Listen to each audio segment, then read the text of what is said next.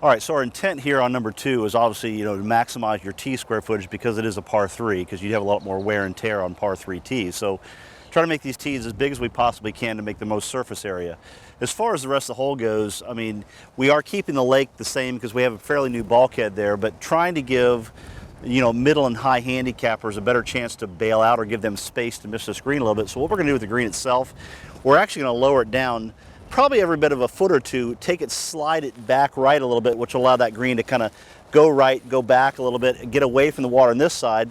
But on the back side of this complex, as you can see out there on the left-hand side, we've already started building what we call some support mounding far left. Beyond those sable palms that are existing back there, we've got some support back there with a mound. There'll be an even larger mound back left of this green, so you've got some backside containment. For people who are uncomfortable playing maybe at a middle right pin, they can kind of bail out left where there's some containment over there that's, I'll call it on dry land, without changing the integrity of the lake that's in front of the green. So after we get all that done, then we'll frame the back of the green out with some really pretty landscaping, some backdrop, to really create a great frame for this first par 3 in the golf course.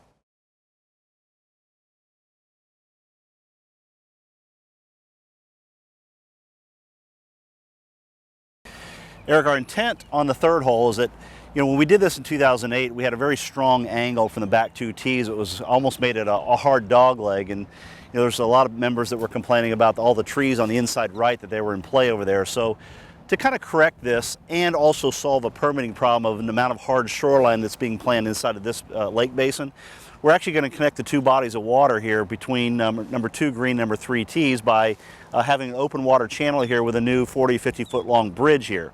What that does is allows us to harden more of the shoreline with more bulkheading in this lake area now and in the future to meet permitting requirements here in Palm Beach County. So we dig this channel out, we take this back tee then and we actually flip it to the other side of where we're at right now, which is kind of back left. So we fill some of this lake in towards this native area over here to more in line the hole directly, not have so much dog leg on it. Straightens things out so the right hand side of the landing area is far less in play. As you go forward here, we've added a little bit of bulkhead where there was actually a gap in the bulkhead as you lead in the beginning of the fairway right there. All your tees are pretty much in the same location other than the back tee, which is moved left. The key component of hole 3 here is making sure that we had some very low areas in the fairways and making sure that we meet what we call minimum grade, or 2.5 to 3 feet above what we call the controlled water elevation, so that even during the summer months when the water table's high, after you get rain events, stuff like that, your fairway is always dry. So we've elevated probably every bit of half this fairway. The bunker down left, which you can barely see right now, will still remain there.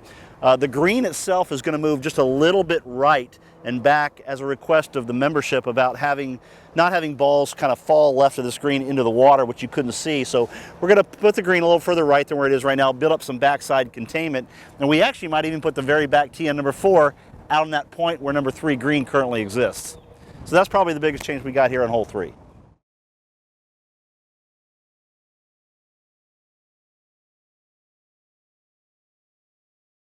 All right, so our plan here on 16, which is probably, I'm going to guess, the longest par 4 here at Hunter's Run on the East Golf Course, what we got feedback from the membership was the distance and gap between particularly the middle tees, where you see this water over here, because I think there was almost, I believe, about 60, 65 yards of distance between tees here. So we're actually going to close down the water a little bit and actually put a bridge in between number 4 and number 16. By doing that, it's going to allow us to build a new tee between existing tees, so we can kind of bridge that gap to about 30, 35 yards between tees, as there was like 60 or 65 yards before.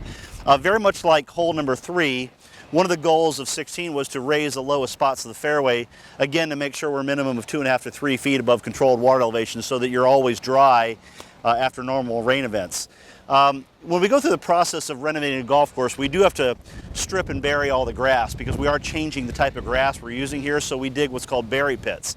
Over here on the right, just in front of the forward tees here, you see a big mass of dirt where we're burying a lot of grass over there. The purpose of that is we're going to leave that there as a visual buffer and a deterrent, because beforehand it was pretty flat going through there where somebody could hit an errant shot going right and actually go towards the 3rd green over there.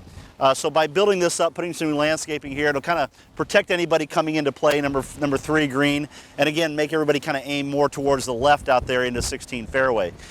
As you go forward to the green, you see a lot of activity going on as we have currently. The green itself is actually going to almost flip over one. We're going to put a new bulkhead wall right on the existing water line, have a sand bunker coming right off the wall, and then the green's going to kind of sit low, which is going to allow for a high backdrop behind this green. So when you stand here looking at 16 green right now, instead of looking at the roof lines and the houses in the backdrop, you're going to see a big mass of earth with lots of landscaping on the background. That's only going to frame out the green complex and also provide containment for some of your longer shots, which will actually also allow us number 17T to come back and probably add 10 to 15 yards to that hole as well. So a lot of good improvements to this hole, and I think membership will really like it.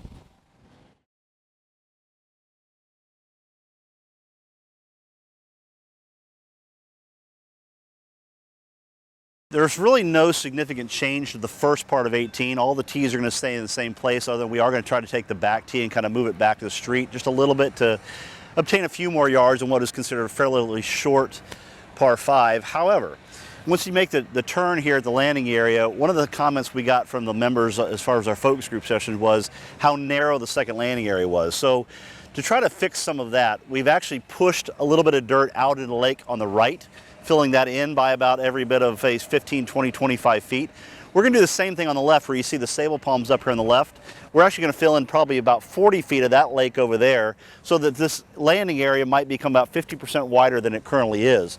In addition to that, we'll pick up the left-hand side so that you really can't fall left into the lake over there. The only water to really come into play will be the water on the right, so it'll kind of frame out what you see out there in the distance on hole 10. As far as the green goes, you always had a fairly nice green complex, but what always bugged me was when you look out there in the distance as you're finishing hole on the golf course, all I see is being framed by tennis courts, fencing, things like that. It really is not a great backdrop. So what we're going to do here, we've actually filled in just a little bit of lake there right at the green. We're going to take that green and we're going to move it down and right just a little bit.